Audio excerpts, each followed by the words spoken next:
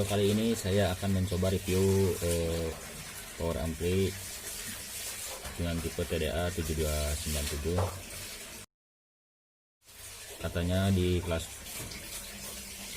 kelasnya ini merupakan amplifier terbaik ya, paling bagus, suaranya kencang, jernih, dan bassnya cukup mantap seperti speaker aktif merek terbaik lah ya, seperti POLYTRON, Simbada, Kontak lensing, dan lain-lain.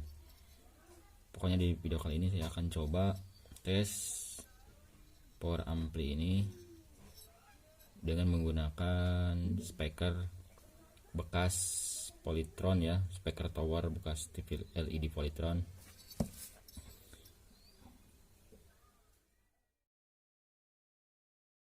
Amplifiernya seperti ini, power amplifiernya. Kemudian saya akan tambahkan potensiometer seperti ini, potensiometer stereo ya. Kemudian outputnya saya gunakan output speaker bekas TV POLYTRON ya, untuk ke towernya tadi.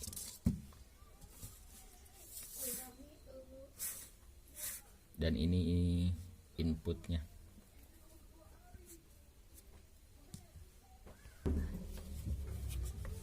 Adaptor 12 volt